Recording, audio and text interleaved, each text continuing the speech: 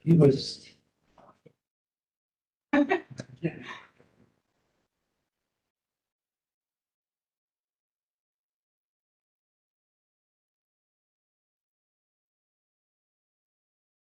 That's the one.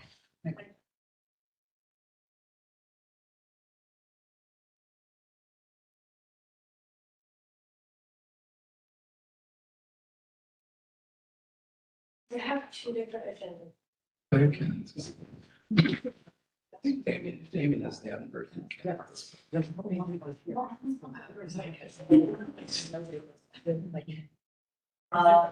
I can get rid of that.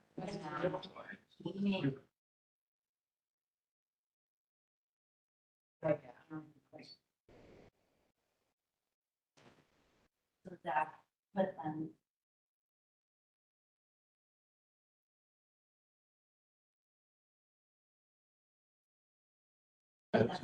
Yeah, I'm sorry, that it was. It switched I on. don't think so. So this one's brand. Okay, thank you. No, this one. Wait, If they were sent, if they were sent, yeah, before, I'm not sure. Oh, By check. Oh.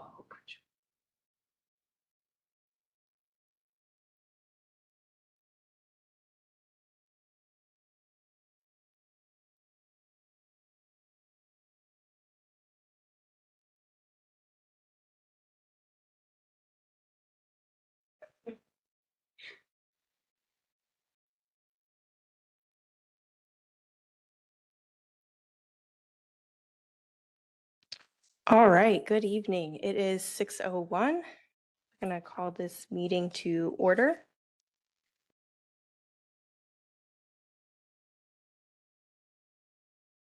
First item, I'm going to start off by reading our native land acknowledgement statement.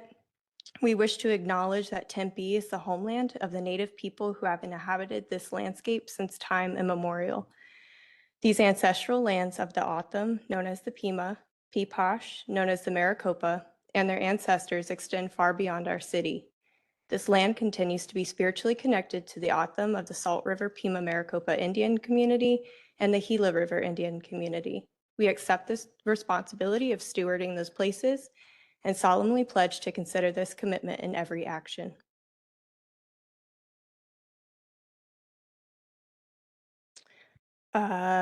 If Dr. Lechner, if you'd like to give me a roll call, please. Absolutely. Commissioner Lerner, she's here but not here. She will be here. Commissioner Melcher.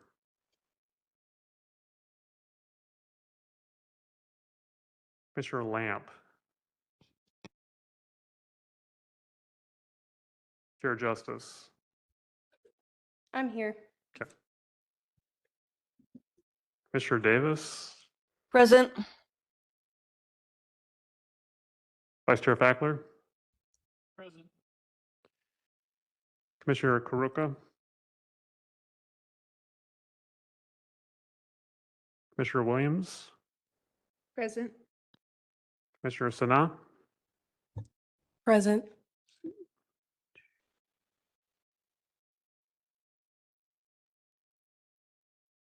Okay, we do have a quorum. We have 5 currently. So we are good to proceed. Thank you. Log in late. I'm sorry. This is Christy Melcher. Okay, thank you. Thank you, Commissioner Melcher. We have 6. All right. Thank you.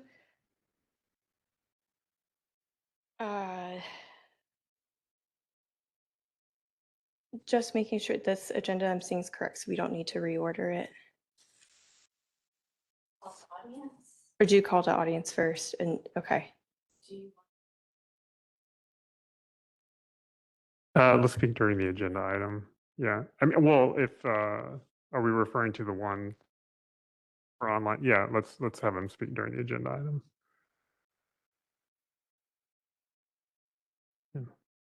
Yeah.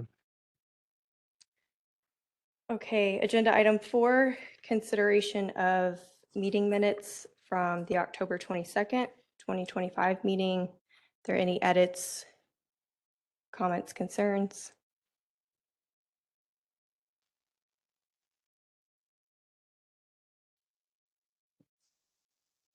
Commissioner Williams. I have two corrections on the first page. Item 4, my last name is misspelled. And then also on page 2, under the motion, eyes, my last name is misspelled. That's all. Thank you. And sorry about that.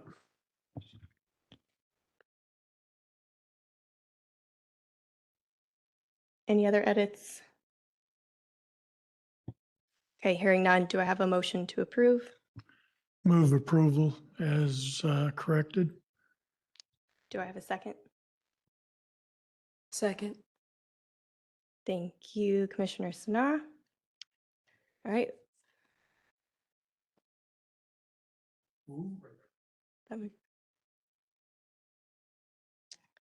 All right. All those in favor? Aye. Aye. Okay, sounds like 6-0 to me.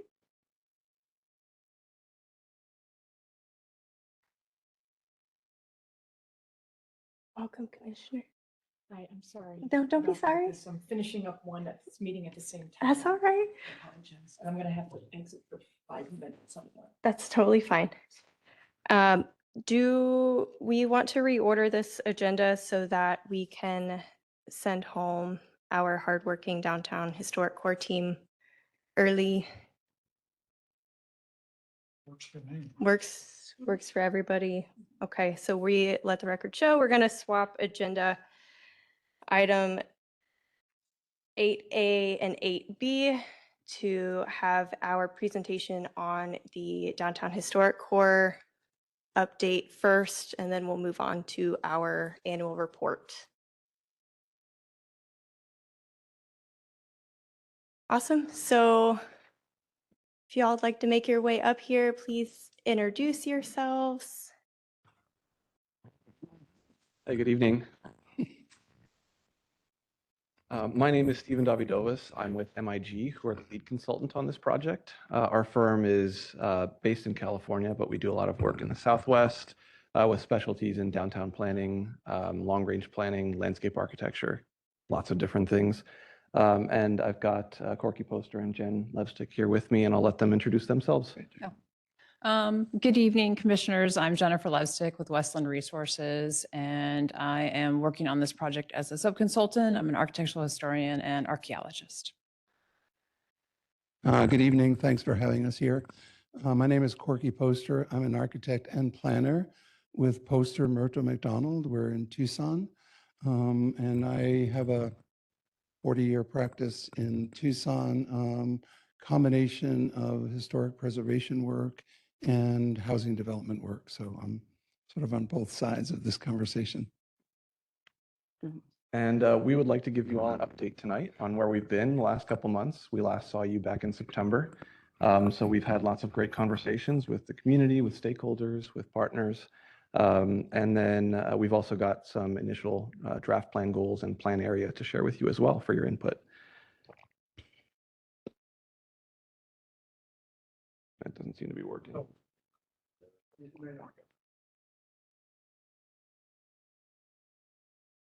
there we go. Sorry about that. So just an overview of the schedule first here. Where we are right now is what we're calling our engagement and existing conditions or listening phase. So we've been conducting lots of small group focus meetings. There's an interactive community survey, which is currently live, which we'll talk about briefly. And then we've started having community meetings, which we had the first of last week.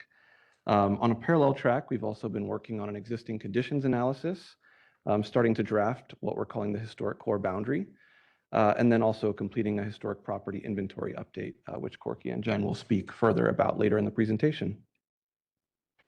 And then all of this will lead into next month, we'll be coming back here to do a city council presentation and let them know where things stand and get their input as we move forward into our phase 3, which we're calling plan development. So we'll start to develop some draft materials and recommendations for further consideration in the new year. We will have additional stakeholder meetings community meetings, and commission meetings as well once we develop those materials to keep you all apprised of what's going on. And then the final end date there, which you'll see on the far right, is July of 2026. So a little bit of background on what we've been hearing so far. Obviously, we were back here in September, and we heard a couple of things from the DRC and from HPC, from you all, and some of the highlights from the DRC appreciating historic buildings and wanting to emphasize those indoor-outdoor connections and the public realm. And then from the HPC, from you all, emphasizing the importance of the community and key stakeholder involvement throughout the process, which we've taken to heart and we will continue to do. Protecting historic sites and considering visual and archaeological impacts, especially to the Tempe Butte, and then limiting high-rise and parking structures in that core area and creating an urban park. We have also been conducting lots of small group meetings focused with, as you can see here, lots of different groups. We have also been partnering with Gila River Indian Community and Salt River Pima Indian Community. And Raylan, I know you missed the meeting that we had, but we're working on rescheduling that. And so we're, of course, going to continue to do this throughout the project. And so what are we hearing so far at a high level from some of these small group meetings? Of course, very important to preserve that connection to Tempe Butte, Oidbag Doag, including the viewshed to the Butte from the downtown, as it is culturally important. Using the public realm to tell the whole story of downtown and Tempe through buildings, signs, walking tours, and the importance of shade in that process. Exploring financial and process incentives to preserve historic properties. Balancing development and preservation is going to be a very key aspect of this, of course. The character and authenticity of Tempe's historic core is a very big part of its uniqueness, so trying to make sure that that is a key part of the plan. Connection between old and new needs to be carefully studied. Another one was an importance for a gathering space and the idea of more stickiness in downtown Tempe and giving people a reason to stay. And then the idea of different land uses, so potentially some land uses that are missing from the downtown core, things like services, dry cleaners, hardware stores, markets, those kinds of things. As I mentioned, we do currently have an interactive survey that's live on the city's website, on the project webpage for this project. We've started to get some responses, and this will be open for another couple weeks. So you can see there on the top left, we've had over 400 visitors with over 100 fully submitted responses to the survey. And then once the survey closes, we'll provide a more comprehensive summary of the results of that at the January City Council meeting. And we've got a link there as well. If you all haven't taken it yet or know people who haven't, feel free to, of course, share that with them. And then last week, we were here and did a virtual community meeting at noon on December 4th, and then an in-person across the street at the Transportation Building. And again, heard some great input from community members about what they'd like to see this plan become.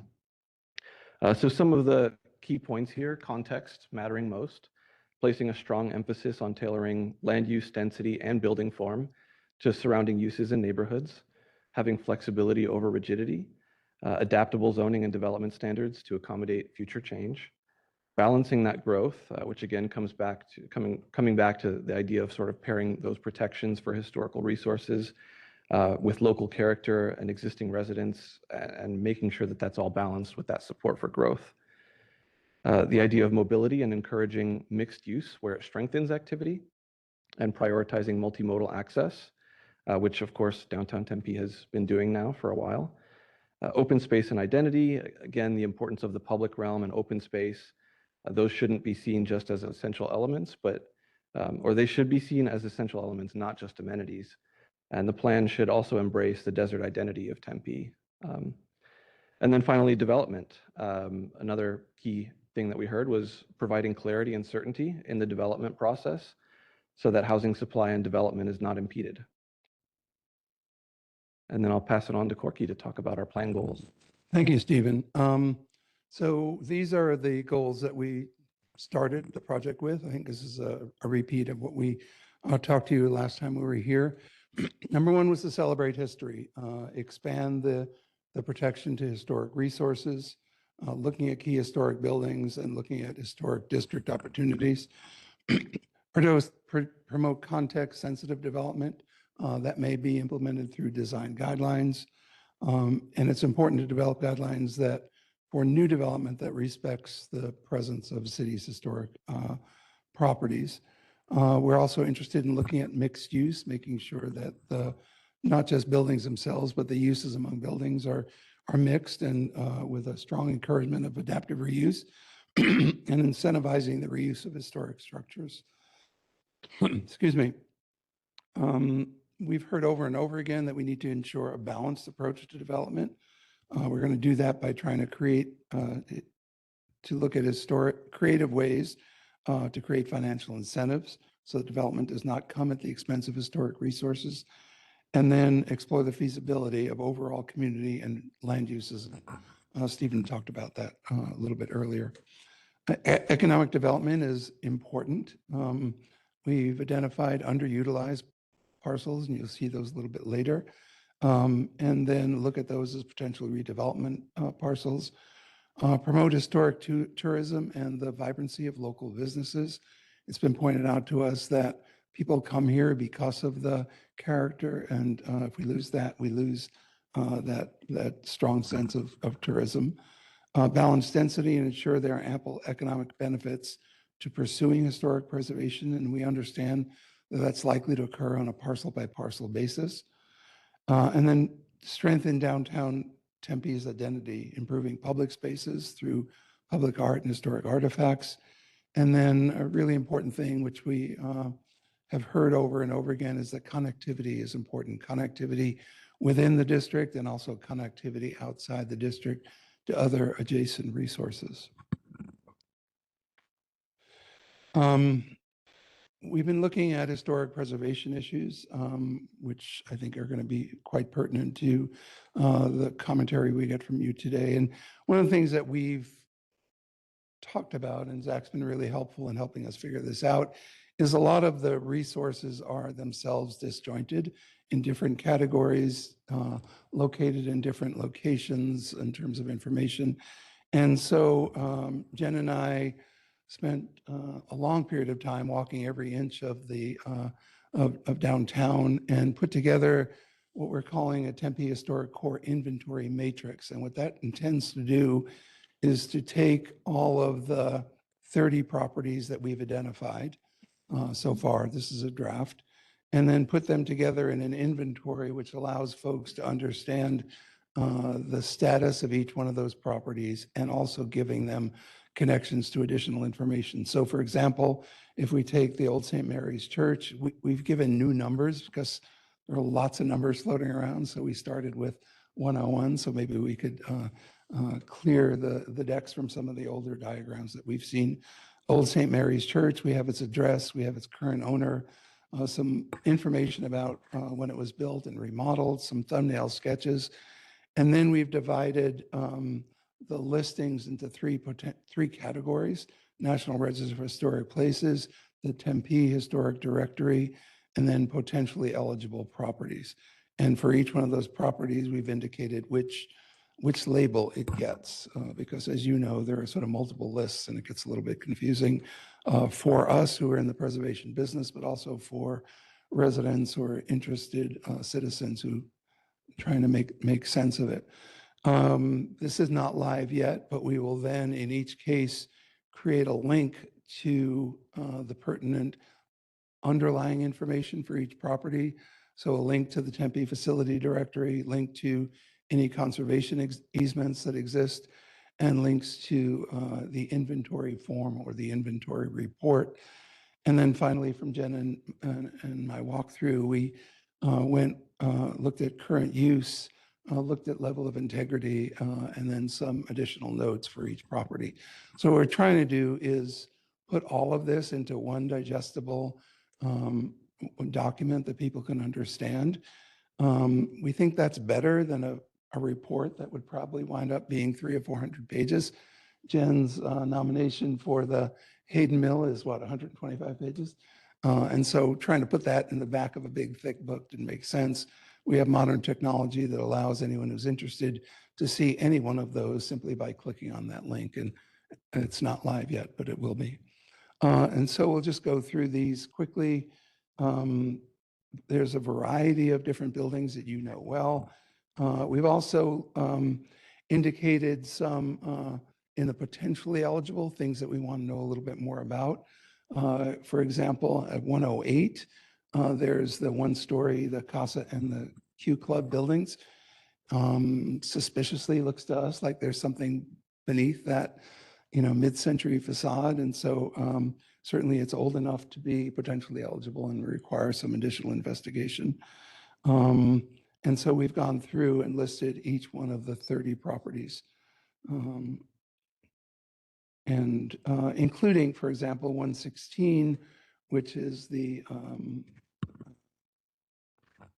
Sun Bar restaurant, mid-century, looks really interesting to us, is in fact older than 50 years old. And so we're being inclusive in this list so that certain properties that require further investigation and are not formally on any either the National Register or the Tempe Facility Directory still get recognized as potentially eligible. And so we've done that all the way through. Curious, obviously, the Old Town structures that are an anomaly in a lot of ways. 2 of those buildings are on the National Register, but they were put there before they were moved. No one's really touched that National Register since. And 3 of them have no status at all that we can determine, although they're awfully good buildings and quite impressive as a resource unto themselves. And so we've had a good, careful look at each one of those. You know Tempe well, so if you have additional suggestions, we're wide open to hearing about those. This is a good example, I think, of the overlap of the different categories. Here we show things that are only on the Tempe Historic District, things that are directory, things that are only on the National Register in gold, or things that are on both. And then you can see in that purple, what are the potentially eligible properties and conversations about all of those. You can see on this map that they tend to cluster, and that is an important part of the work that we're intending to do. We've had preservation stakeholder meetings, listened to you. This is for the second time. And so what are we hearing from the preservation folks? Important to recognize the historic context and preservation outside the historic properties. Include and recognize the Butte and its importance to Tempe and the tribal communities, particularly its viewshed, and we'll talk a little bit about that a little bit later on. What kinds of incentives can be developed to encourage preservation of the remaining historic fabric? Consider archaeological resources as well and how that fits in with the context of downtown Tempe. And the stakeholder group that we convened liked the idea of a core area, but also wanted us to think a little more broadly outside of that. And again, you'll see a map from Stephen soon that gets in more detail on that. Then we also looked at development in downtown. Development has been substantial since roughly 2000, and we wanted to map that. So this map then indicates Park and Reserve in that light green you can see on the north and central part. Recent developments, that is things that have happened since 2000 up into the present, and then approved plans, entitlements, or projects that are under construction in the browner color. And so you can see that there's a lot going on. That's not news to the Historic Commission, but it's also starting to tell us a little bit about where our energy and action should focus. And so you'll see again a little bit later that this helped us in some of the mappings. From the development community, what are we hearing? Having a distinct identity has economic value. Historic preservation with good urban planning can be an economic benefit. Progress, they're looking for progress that respects the past but does not kill the future. Don't slow down development for the sake of historic fabric. Identify design scale elements that should be reinforced, particularly to enhance the pedestrian walkability experience. Respect the historic character and respect the new. And that development agreements are a good tool because many of the issues that we're dealing with, that you're dealing with, are really, every site is different. And so in addition to overall principles, we also need to know the specifics of every site and every development being proposed. So as we start to look at the plan area and the development of what we're calling the draft plan area, it's important to know, I guess, that the focus here that we've identified is on those three keywords: downtown, historic, and core. So of course, we're focused on the downtown parts of Tempe, and we're focused on areas that have historic fabric. And then we're, of course, trying to identify a core area. And so as I go through here, this will kind of point out some of the context in a two-dimensional sense that starts to identify where we think and have heard the boundary should be. And so you can see, again, Corky mentioned the parks and preserves. So Tempe Beach Park to the north and Tempe Butte to the northeast. And then we layer in civic spaces such as City Hall, the transportation building, fire station. And then we've got another very large community anchor in ASU to the east and to the south. We've got some identified sites for vacant or underutilized parcels. So these might be either vacant lots or surface parking lots. And then again, the recent developments. So that starts to take up a lot of the map. And then approved plans, entitlements, or under construction. And so this is kind of the context of everything that's either there now or has been done recently. And then we layer in the historic resources, which again, as Corky mentioned, you can see cluster kind of in that Mill and Fifth intersection, and then to the northwest at Old Town Square. And so these are the draft boundaries that we've got right now. As we talk about this and discuss, of course, this is not finalized yet, so we'd love to hear your input on this boundary. But that interior boundary is essentially what we're calling the Downtown Tempe Historic Core. Again, that's a draft boundary, and it intends to capture a key concentration of that historic fabric that's left in Tempe, while also, as you can see there, with some of those vacant or underutilized parcels and the gray areas there for redevelopment. And then going back to what we've been hearing, there's this importance of considering the context outside of what might be that core. And so that second boundary is what we're calling our plan study area. And so that would be our opportunity to study and include that context, both from a historic resources perspective as well as a development perspective, to ensure that any lessons learned in those areas and any recommendations that might help improve that area could also be included in this plan. And then just to briefly, again, reiterate the next steps, we'll be back here at City Council on January 15th, and that will lead into the development of some recommendations and draft materials, which we will probably be bringing back to you all in March for the commission meetings as well as community meetings and future stakeholder outreach. And with that, we'd like to turn it back over to you all for any questions or discussion. Thank you. Thank you very much. We do have 2 public comments on this item that I would like to take first. First, Mr. Sokolowski, you are online. If you'd like to unmute yourself, you have 3 minutes.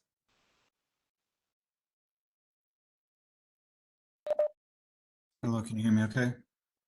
Yes, we can. My name is David Sokolowski. I live in Tempe. I'm very concerned the historic plan could impact development in the city because we have a severe housing crisis. The city needs to increase construction by 50% just to keep up with population growth. And we're going to need more than that to actually reduce our housing shortage. You're aware the state has taken away local control to increase housing supply, and they haven't been willing to make exceptions for historic preservation. That's why it's important that our historic plan does not include any height or density restrictions within the downtown area and what is considered city center zoning, where the city has promoted high-rise development. The study area covers a significant portion of the city's high-density land and nearly all of the city center zoning. Any properties outside of the historic area are incompatible with high-rise development, and that means the downtown area would be incompatible with high-rise development. As a transportation commissioner, I know the downtown core is important for our mission to build housing, improve land use, support public transit, improve accessibility, and reduce congestion. Any historic plan that includes density or height restrictions would be catastrophic to our mission. This commission has proven that it's possible to have high-rise development and historic preservation. The historic plan needs to focus on what made those projects possible. Any policy that impedes development will likely be overruled by state intervention. Height or density restrictions placed on our downtown would be unacceptable because of the severity of our housing crisis. Thank you. Thank you, Mr. Sokolowski. Next, Mr. Moore, you'd like to come up and give your public comment. Hello, Rob Moore, Tempe, Arizona. And I'd like to start by thanking David for his input. Housing is obviously a very critical topic in Tempe and across the country right now. I think it brings up a good point. And obviously this was discussed again and again during the 2050 general plan process. It's as much how we do it as the divisive conversation of this history versus housing. So I would ask too that we have to have that conversation, right? We can't, there's a lot of division and people are using this division to kind of black and white this conversation when it's much richer and there's so much opportunity to have a better understanding of options and opportunities, which I think is what you're, especially with your housing background as well. I think this is an incredible opportunity to show not only our community, but maybe on a larger scale, innovate and show others what the possibilities are and educate our community that there are opportunities, there are options on how to do this effectively and possibly offer examples in other places so people can understand, the community understands visually. So this isn't a black and white discussion. It's an integrated opportunity. It's an opportunity to explore and innovate, and which is exciting. And David's right. I mean, Tempe has stumbled so badly in its historical preservation. We should have had this settled in terms of our general plan assemblage decades ago. We didn't, so we're behind the curve, and he's right on that. And on the point of education, I think that should be an important component of this process as well. And staff's going to roll their eyes at me because, I mean, how many times have we probably staff tried to educate the community on certain points? And it's not easy to get people engaged, get people listening, get people to understand the facts. Very few even understand what Zach's job is. Few people understand what historical preservation is and what the limits are to what you guys do even. And so I think this is a critical opportunity to not only explore this downtown, but the larger idea and make the community more aware of what is technically preservation. Why is this boundary significant in technical terms as well? Because very few people understand that. I think it again lends to this confrontational narrative. So I think education is the word I want to communicate. But thanks for your time and thanks the consultants for all their hard work on this. Thank you, Mr. Moore. Next, I'd like to open the floor to my fellow commissioners. Any comments, questions? Yes, Commissioner Lerner. That one. Thank you very much. And I apologize again for being late to the meeting. I appreciate the presentation. I went to one of your other presentations. Yes, you did. And Thank you. it's informative. I had a couple of questions, but I wanted to make a quick comment. And that is when we try to understand why historic preservation is important and why you do want to create zones, in my mind, that are protected. Recreation studies have shown pretty significantly that when people travel, they look for unique places. They look for places that have character. One of the things they have said and noted is that one of the highest ranked areas are historical places. If you look at the areas that people visit, they go to places that have a lot of history. And for Tempe, if we lose that, if we create an environment where you're walking, high-rise historic building, you've lost all character and context. And so for the sake, and you can look at communities all across our country that have done a very good job of balancing that, but leaving the integrity of a historic district, a historic area. And so I urge you to kind of look at those kinds of things as well as you're evaluating what can and can't be done.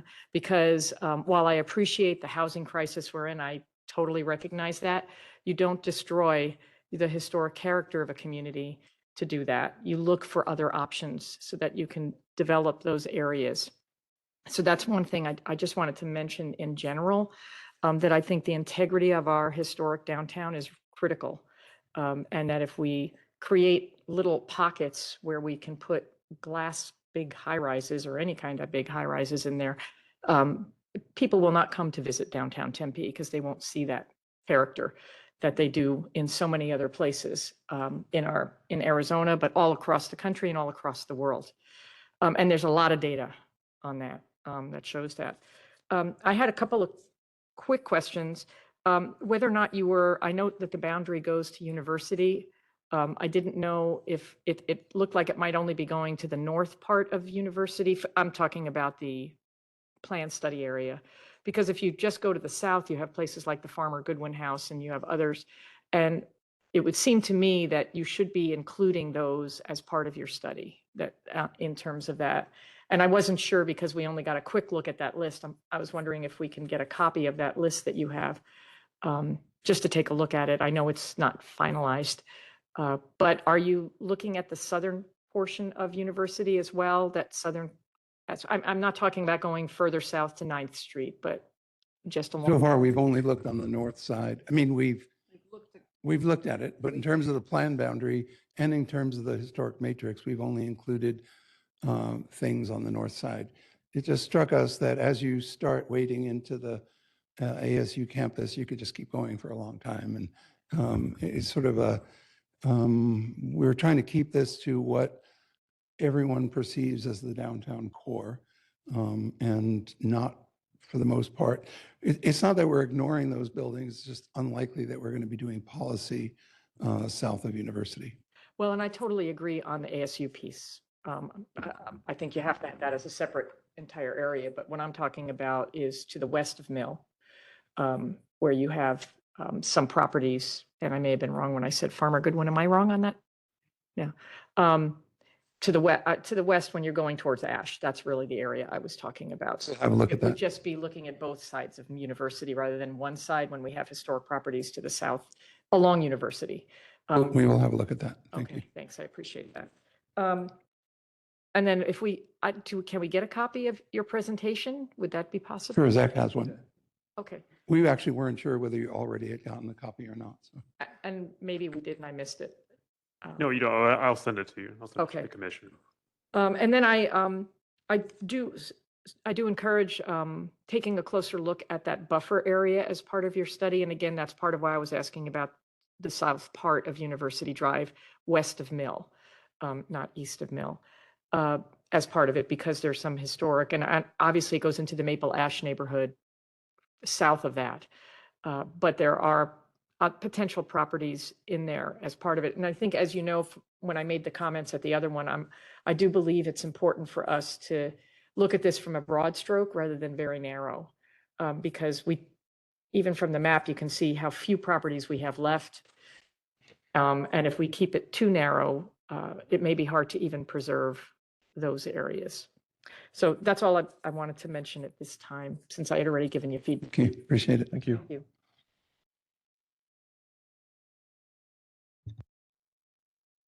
Thank you, Commissioner. Anyone else?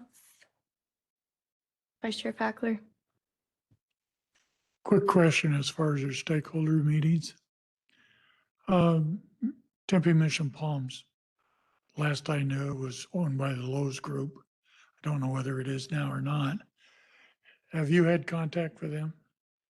No. Is that how they owned? Well, when we were block- organizing the stakeholders meetings, we got the addresses of all of the businesses downtown. A good example is we had one business stakeholder meeting. I think we sent out probably 75 invitations. We had And one when is business that- from down. When is that coming up? No, it's already happened. And you had what kind of? We had one excellent local business that we had a really good meeting, but it was just one business in downtown that responded. There is- We have another round And then we can look at different strategies for how to get folks involved. But we had direct email contact with very, very many people. And we had some robust meetings with lots of folks interested, and then some not so robust. The reason I specifically asked there is obviously they own 2 blocks of Mill Avenue frontage within the core area. And those 2 blocks control primarily the view sheds from the south for the Butte. I worked with them shortly after I retired, looking at a second phase of Mission Palms. But by the time they could get their act together, get in the process, we had 5 other hotels built within Tempe in a short order, and essentially blew any market that they would have had. And that was the last I heard from them. That's been almost 20 years ago. So I have no idea what their plans are, but I think it would be best that they are engaged directly sooner rather than later, especially if we start to put together some design standards and whatnot that would potentially impact the high-rise value of their property. Everything I worked with them way back then at that time was in the 3-4 story range, which is obviously a good base level for everything within this district. I really start to get nervous beyond that. But that's one that I think is really quite important, because if you look at this map, most of the historic resources that we have in the downtown are primarily west side of Mill Avenue. Now, there's a few other buildings tucked in between your, especially along between 4th and 5th on the east side. We've got a couple of buildings there, but they burned down and were rebuilt. But obviously, there's still some history there, and it was rebuilt with the history in mind. So yeah, they're not historic on anybody's register right now, but they are definitely a resource, a contributing resource to this plan. The other comment I would have is I'm pro Tempe Butte. I mean, yeah, it's got its park status and it's in a reserve status and all that sort of thing, but it doesn't have any historic status. And it sure isn't in any district. Myself, I think it's a huge mistake if it isn't in the primary boundary. Now, yeah, it's owned by the city of Tempe, always will be, but I've seen councils come and go, mayors come and go. None of that's worth a hill of beans unless it's got some primary protection. The other group that I'd really like to see run an arm out along Rio Salado to the west, pick up the cluster of 5 there just north of the depot. Depot's a lost cause. It's got 2 high rises that are planned to be built, 18, 20 stories on either side of it in close proximity. That's probably the last time you'll ever see it is the minute that goes to construction, it's gone. And then the Rodriguez house, DDA is in place. It will have some protection at that level. The city will own it. But I think that little cluster has a great support, especially 15 years from now, when all those houses that we moved and lost their status will once again have that status available to them. So I really think that should be run out as part of the primary district. Vice Chair, just a quick correction. The Gonzalez Martinez house is part of that development effort that'll actually be owned by the First and Farmer team. So that will I not, thought that was going to come back to the city.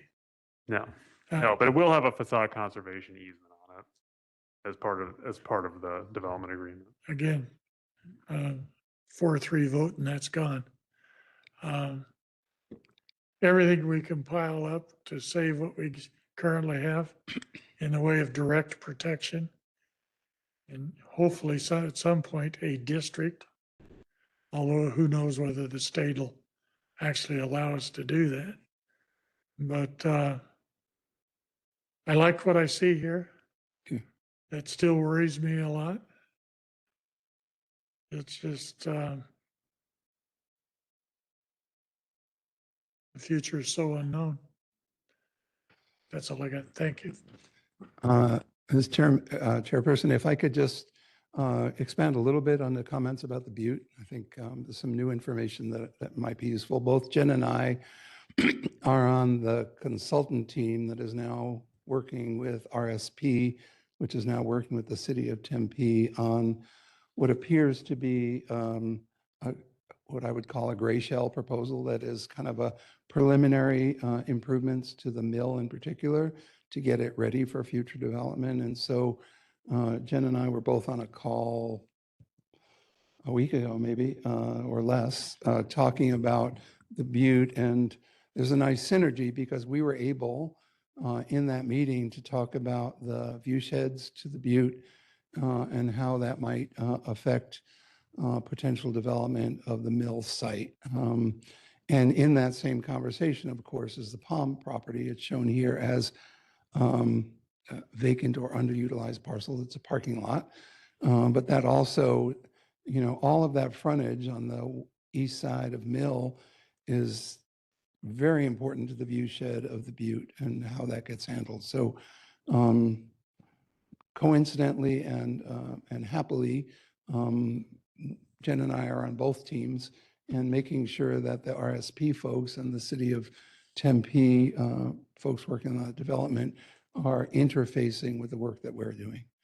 And so I think we had an impact even in our last meeting about potential locations for buildings versus the trailhead to the Butte, et cetera. Thank you. Anyone else? Commissioner Snow. Thank you. Yes, I have a question for you. I'm sorry to hear that the restaurants weren't, or the businesses weren't very receptive when you offered to meet with them. But if they were receptive to you the next time you tried, what would be your course of action with them? What would you pitch to them essentially to become more engrossed in this plan? Well, it's just a question of sort of probably better contact. Maybe an email was just not sufficient to get their involvement. As you know, and you're in this business a lot, folks don't show up until they're mad about something. And so early in the process, when you're trying to get information, trying to get ground up outreach, sometimes folks say, you know, I'm just going to be quiet until there's something I don't like. And so we put together all of those lists. That was very, very helpful. The authority was very helpful in putting that together. And we'll just be more careful and make sure that the next time around we're reaching out a little more carefully. And in particular, sort of making the point that this may affect their business in the future, and getting involved would be really useful. And I think that's really your main question is how do we get them? How do we get them a stake? If they're stakeholders, they need a stake. And how do we get that across to them? We're early in the process, and particularly we're gathering information and haven't put any recommendations. And so I suspect as we have recommendations, we're going to get more participation. Great question. Thank you, though. A follow-up question. I'm interested in how you discuss the effort for a more walkable core and also more shade. Can you expand upon that? I'll take that. Just that. Yeah, so in terms of, again, what we're calling the downtown Tempe Historic Core, it's not just for the private properties, it's for the public realm as well. Of course, Mill and the downtown refresh project has just happened. So any recommendations aren't going to, take precedent over that necessarily because that's a brand new project. But looking at ways to, better connect on those public streets, east and west, from and to what we're calling the historic core, and those historic resources, but also to surrounding development, to the Butte, to ASU, to the Center for the Arts, all those different things. So, and then also weaving in that story of Tempe really is what we've heard as well. The importance of weaving in how to get to different historic resources from where you are, anywhere you are in downtown Tempe, and making sure people sort of know the story of Tempe and the history of Tempe and before Tempe as they move around and throughout Tempe. So to clarify, I mean, for instance, I am personally impacted by walkability efforts. Like I don't have a car, I ride my bike primarily or take public transportation. And Mill Avenue is a very congested, difficult to get through, especially during the school semester. Do you foresee these core plans assisting with that, making it a little alleviating that pressure rather than adding to it, exacerbating it? Yeah, I think that could certainly be one of the goals of one of the things we look at. So yeah, thank you for bringing that up because that's certainly something that we could address in our recommendations and in policies, and especially looking forward to any future development and how that could assist. If I can just add on to that, as Commissioner Lerner said, we don't have that many historic resources, and the buildings alone may not be strong enough to create a sense of district, a sense of location. But the open spaces between them, if those become quite clear and vibrant and readable, then there's an opportunity to have that open space matrix around the buildings kind of hold everything together as a single district feeling. I think the refresh has gone a long way to doing that, but I think there's more that can be done in that area, particularly for the functionality of walking and riding a bike. And maybe when the construction's down on Mill Avenue goes away, it'll be a little bit easier, but right now it's pretty rough. And just to add on, I'm curious because I know combining with ASU's historic buildings is a whole nother monster, essentially. But right across that street from the boundary, the study area, is I would say, ASU's core history. And I actually work in the president's building, the president's house. And then University Club, and then Old Main, they're all the three oldest buildings on campus. So if it were possible to blend the story in with that as well, because of course ASU's history is directly tied with Tempe's as well. So just a suggestion. We've had two really good conversations with ASU, one with with the university architect and the other with the head of transportation and planning. And so they're all on board. They're really interested in continuing the conversation. So that's a great suggestion. Thank you. Commissioner Lerner, If nobody else. go ahead. Sorry, here I am again. I have a couple of points because I just wanted to support what was said about Viewshed. Really important. If you go down to San Diego, the old town of San Diego, they've been really careful about actually combining what you said as well. And I'm sorry, I don't know. A commissioner said about the walkability and all. They've been very careful about not putting these high rises right there so that when you walk down, you can actually go from historic building, and then there might be an infill, but it's about the same level. So kind of what Commissioner Fackler was talking about, not making them too high so that you still feel like you're in that historic town. So it's a good example of how you can actually accommodate that and have people being able to walk through a community and feel the historic character by dealing with things like Viewshed and the Viewshed for me is if I look down at University and look to the Butte, does it still look like it won't look exactly obviously like it would have, But if you start to build 20-story high rises in there, you've destroyed any sense of place. So I just wanted to just support that concept of that. And either way you look, north or south. And then just as, again, a follow-up on the Burchett House, which is, I think, outside of the area, but the follow-up on the ASU point, that's a very significant property, I think, on 6th Street or 7th Street. Does anybody remember? Right on 7th 7th, the Street. corner that's that It's on dot College. outside of that, yeah. Yeah, so it's outside of the study area, and yet it's a pretty significant and one of the few now remaining homes, quote, in that. So I don't know if you can combine some of the ASU concepts potentially to combine that too, even if it's outside of the boundary. but It just is on the historic. list of 30 properties. It is. Yes.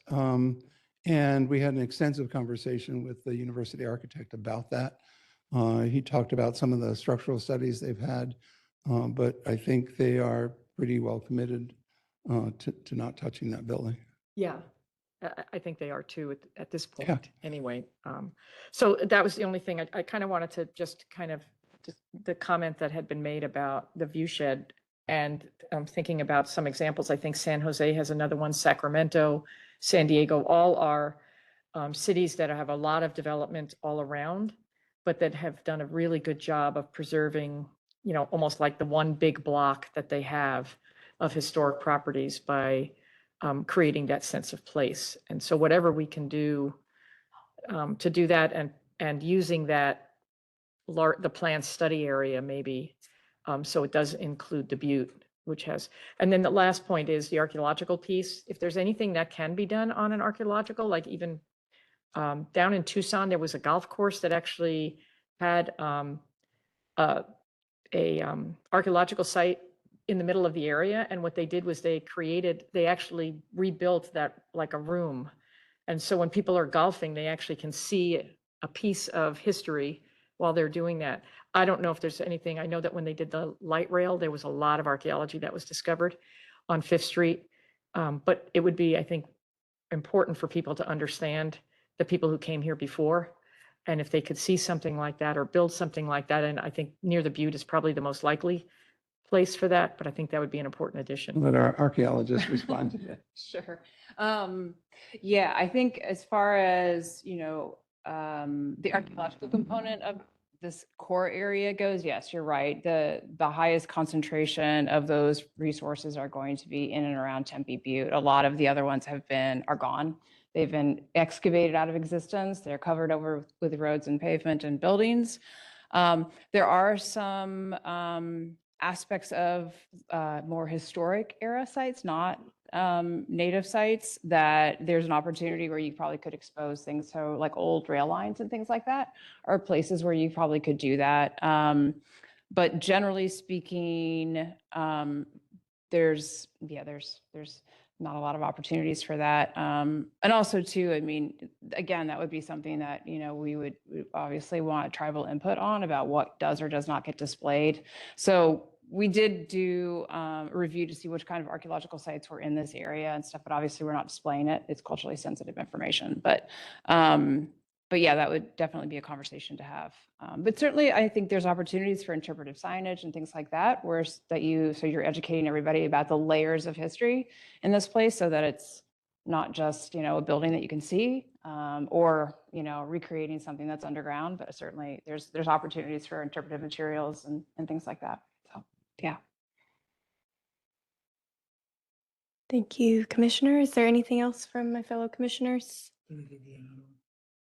Vice Chair Packley?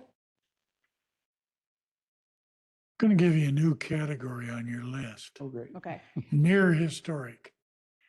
You look at the boundary here, Mill Avenue, between 5th and 4th, both sides. You only got 2 that show up as historic structures. But there's another 4 there that are either near to meeting the 50-year boundary, or were historic, burned, totally rebuilt. They're still historic, especially that site. And the fact that they were built not necessarily as replicas of what was there, but tried to be sympathetic to what was there and has 90% of the previous character. It might be valuable, especially from establishing a value in this core. And somebody said, well, hell, you only got a dozen buildings and they're spread all over multiple blocks. If you started to fill in some gaps, like the four or the 5 buildings over at Old Town Square, another 15 years, they're all back on the National Register. The Gordon Biersch building, that's one of the newest ones in the Fifth Street area. That's only 15 years out itself. Mill Avenue Shops building, that's coming up close, probably less than 10 years. So it might help to identify burgeoning Future. resources that There you go. help fill in the blanks here. I hate to say it, but even the post office building, it's more than 50 years old right now. Theoretically, that's a historic building. It's owned by the federal government. They'll never do anything with it. But my worst fear on that one is they'll sell it. And that'd be a perfect place for a high rise. It's a huge site. Yeah. But I'd much rather see the 3 or 4 story Piggly Wiggly building that was there before the post office, or some semblance of it built back on that corner. A 3 or a 4 story building of territorial character that would support the district rather than something as another glass box. That I understand that it sets it apart and showplaces the historic. I never did buy into that concept. I'd much rather have something built of a character that supports the history rather than tries to compete with it and create a new history. Okay, I've said way too much already. No, you haven't. Thanks. Thank you. Thank you, Vice Chair. Any other commissioners wish to speak? Hearing none, I have several questions for y'all this evening. Can you, first, what did tribal engagement look like for this process? Yeah, I can answer that. So first we had a focus group meeting focused on preservation, which members of GRIC and SRPMIC were invited to. And then we set up a separate meeting just to partner with both tribal nations and talk separately just about how we can collaborate and work together on this. And we plan to keep those conversations going throughout the process as well. So another probably 3 or 4 meetings throughout the end of this, through about June of 2026. And in a similar vein, just kind of presenting where we're at, open book, and getting feedback and input on where we should go next. If you're able to share, what were some of the items that were discussed, some recommendations that they had, some guidance that they provided? Yeah, I mean, a lot of it was actually in that sort of what are we hearing section. So of course, the cultural importance of some of these sites, such as the Butte, were very big topics of importance. Also telling that story and the history, and the cultural history as well, and weaving that into the history of Tempe was another big piece that we've heard as well. And then just the importance of, as I said, continuing those conversations and potentially getting others involved from the tribal nations that might also have different perspectives, not from a historic preservation perspective, but maybe more of a cultural perspective. Awesome. Thank you. Next question. Can you please explain to me again, I'm sorry, this has been a long discussion, between the historic core boundary and the periphery boundary? Yeah. Do you want to take that one? Yeah, let me try. So our charge is the outer boundary. We're looking at all of that. We're looking at recommendations for all of that. The inner core really, number one, goes back to our charge by the city of Tempe to look at the historic core, not just historic resource in and around the core. But I'm getting ahead of myself a little bit at this point, but we're imagining that the historic core might be a place where there are some regulatory elements, overlay elements, things that deal with height, deal with pedestrian walkability, whereas the outer section is more general recommendations, areas that that are not necessarily, for example, the Butte, it's not a development area, so it's not a question of development guidelines, or we might well have recommendations about how that develops. We had a conversation 2 days ago about the trailhead for that and how that relates to the mill. So I still don't have a good answer for you at this point. We don't know what the difference in terms of recommendations is going to be, but we do know that our charge is to look at the historic core. We've defined that, and then the other issue is what recommendations might we have around the perimeter of that. I know that's not yet the answer you're looking for, but I think we're going to get there, and maybe the next time we're here, we'll have a better answer to that question as we start to develop different layers of recommendations. That's helpful. Thank you. I would argue that the Butte is part of the historic core, especially given all of the engagement that you've done. And I feel like this is something that you've heard repeatedly over and over, that the Butte needs to be included for its cultural significance to our neighbors and its cultural significance to us as well, and that it is an integral part of the downtown core. We read a pledge at the beginning of each and every meeting that we solemnly pledge to steward tribal resources that aren't ours in our meetings and in our decisions.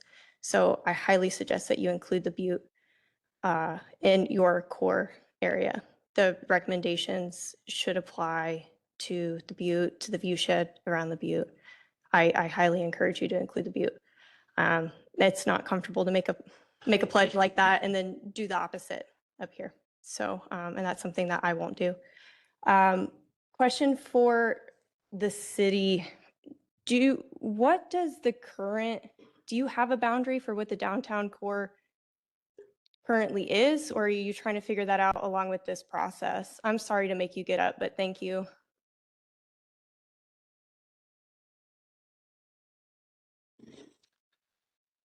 There's many different plans that kind of have their definition of what the downtown is, and a lot of civil similarities, overlaps.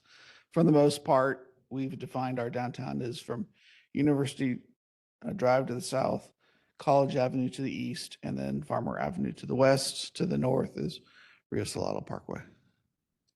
Thank you. I appreciate that. So if that is what Tempe defines as downtown, then I think that's the boundary that we should be using as well, for consistency's sake. And there are heaps of historic resources that are in that periphery boundary that are important to the landscape, the historic landscape and the historic character of downtown. And I think having two boundaries, quite frankly, is confusing. So I highly encourage you to expand it and to include that entire periphery boundary as your boundary, and then to make your recommendations accordingly. Next question is, I know this is a really fast planning process. And so what kind of, and I'm sorry if I'm getting ahead of myself, but what kind of like incentives or recommendations or things of that nature are you starting to formulate? Because those are going to be a really fast process to like bring to the public, bring to the tribes, bring back to us, and then refine. What we can talk about now are examples. I think maybe that's what you're getting at. Let me give you one example that Jen and I both worked on. The 4th Avenue District in Tucson goes from north of downtown up to essentially University Boulevard. It is a bunch of historic 1- and 2-story buildings on both sides of of Fourth Avenue. The underlying zoning for that area is C3, which is 60 feet in height. And so Jen and I wrote the National Register nomination, successful National Register district nomination for all the Fourth Avenue Business District. And then we kind of wrung our hands about what policies, for example, might be able to save that character. The walkability character is really good. The streetcar goes right through there. And so in this case, we developed an optional overlay zone, which allowed any property owner in that area to either choose the underlying zoning or to use the optional zoning.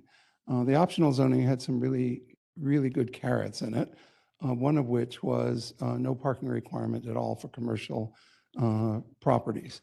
And so most of those Fourth Avenue properties, although there was C3 zoning, they were small properties, and trying to build a 6-story building and put the required parking is very, very difficult. And so in that overlay zone, not just on Fourth Avenue, but a larger area in the last 6 years that's been in place, about 90% of new development has opted for the overlay zone instead of the underlying zoning. And what we did on Fourth Avenue, and again, this is just an example, I'm not saying we do that here, is that we require development to hold its height back away from Fourth Avenue for some dimension so that that low-level historic character of that street was maintained, and then they could get taller behind that. That sounds like we're taking away property rights, but it's an optional overlay.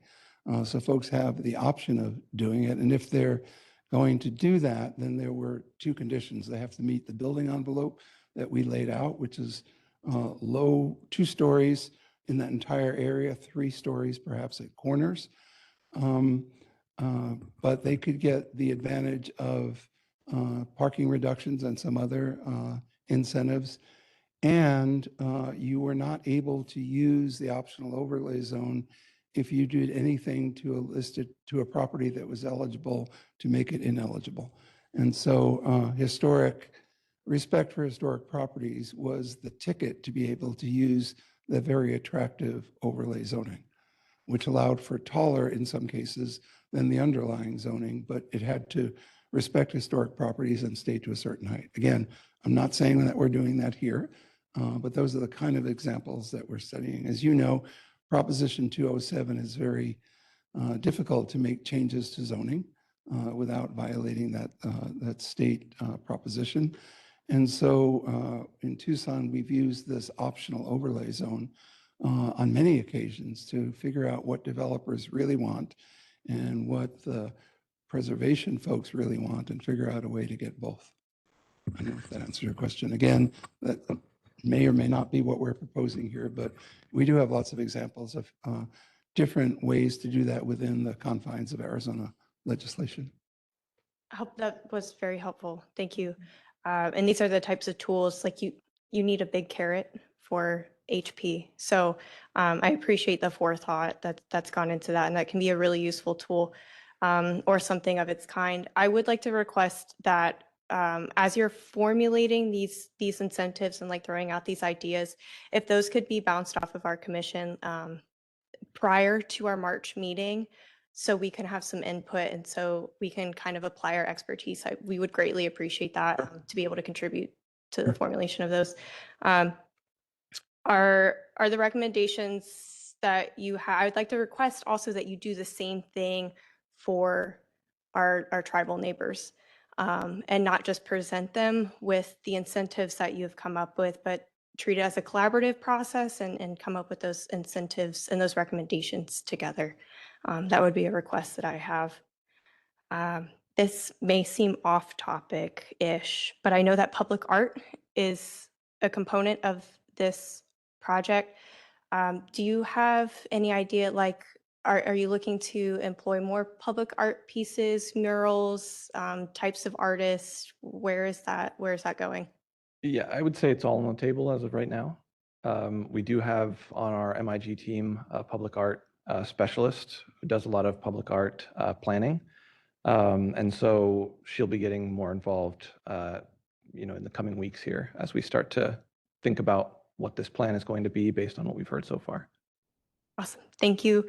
I think that it would be really, really special if we invited some tribal artists and made that a priority to incorporate more cultural heritage into this project. I think that'd be very helpful. Let me see here.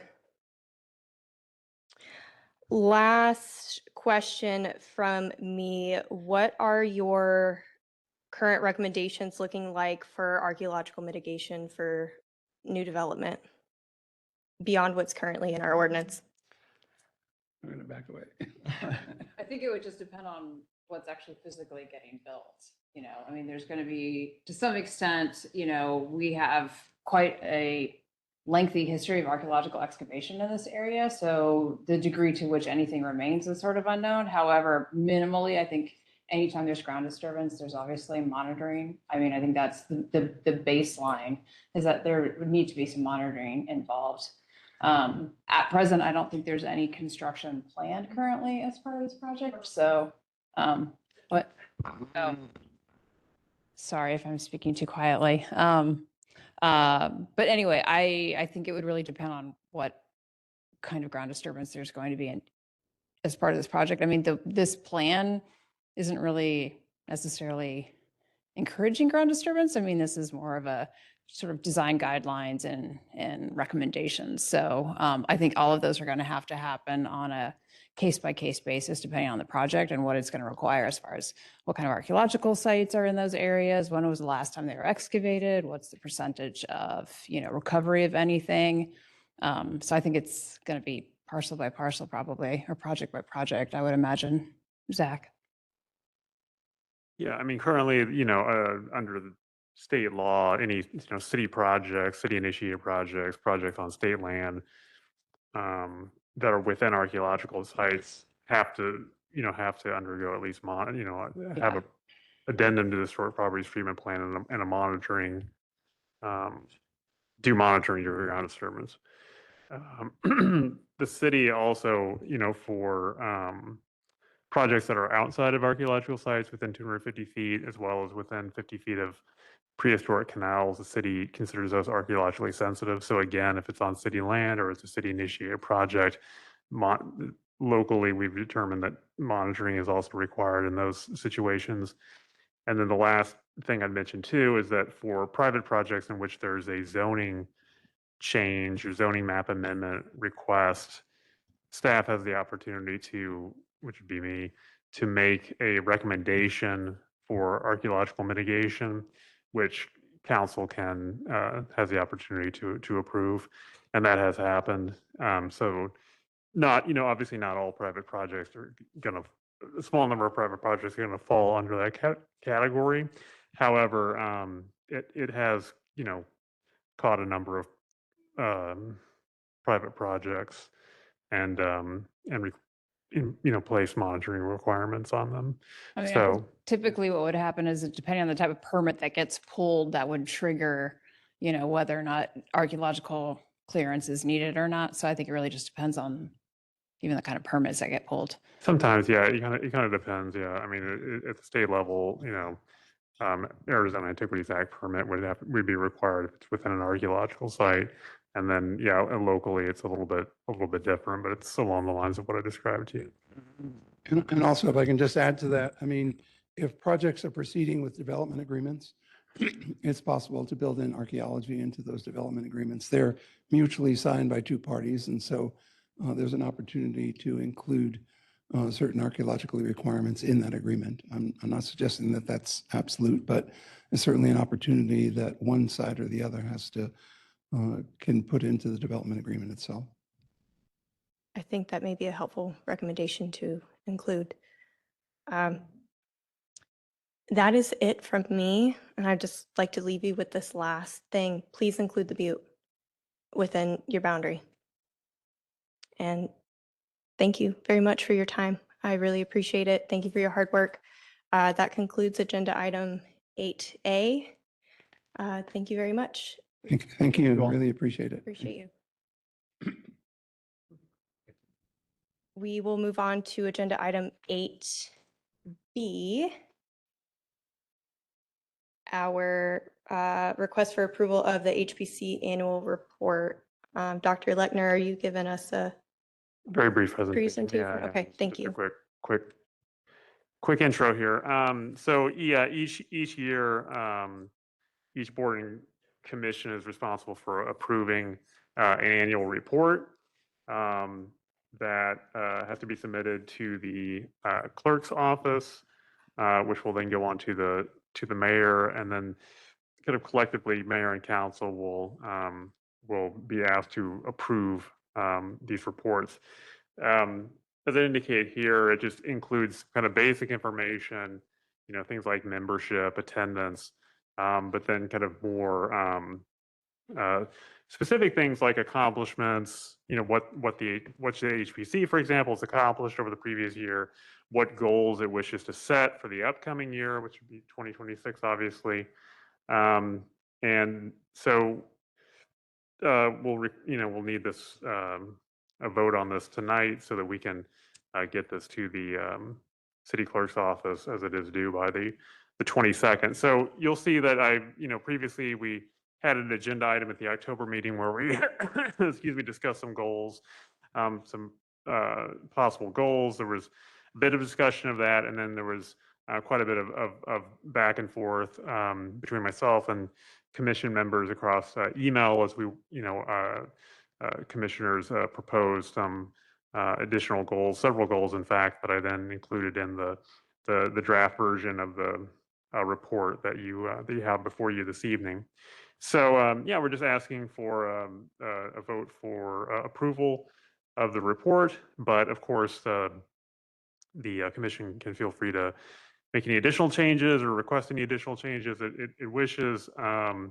We can include those, but just keep in mind too that if something's not included as a goal in the report, that doesn't mean that it can't be the business part of the business of the commission for the upcoming year. It can always be requested as something else can always be requested as an agenda item. So I don't want you to feel like you have to include absolutely everything that could possibly be discussed in 2026 as part of the goals of the report. But again, it's totally up to the commission in terms of what they would like to include in that report. So with that, I'll leave it to you, Chair, to continue. Do we have any questions or comments from any of our commissioners? Any changes on our annual report? I just have a question. Commissioner Sana? So Zach, I recently was volunteering at the Niels Peterson House, and I learned that there will be a renovation happening to the outside patio in the next year. Are we involved with that, the planning of that, or do we not touch that? Yeah, so what's happening with that is there's a and I was actually planning to discuss this more with you next month when I talk to, because I'm planning to have an agenda item where I discuss with you a little bit further about how the bond money that was approved for HP back in 2024 is going to be utilized by the city, because that actually is that porch replacement at the Peterson House is bond funded. So yeah, I'd have to look at that further if there's any kind of the permitting required went through my office, the request for review. It's essentially a like-for-like replacement, so it would receive a certificate of no effect. It wouldn't require review by the Historic Preservation Commission. So it wouldn't, there's no necessity for it to come through the HPC for approval. However, I'm happy to provide, information or, any plans or what have you that, if you'd like to review them, I can certainly provide those to you and answer any questions that you might have about it at a future meeting. We can agendize it, certainly. I was just curious, but yeah, I'd be interested in it. Thank you. Okay. Thank you, Commissioner. Anyone else?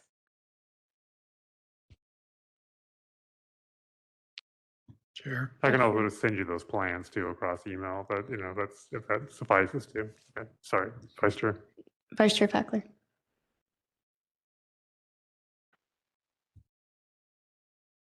I guess I'll just say, I make a motion to approve the annual report for filing as presented.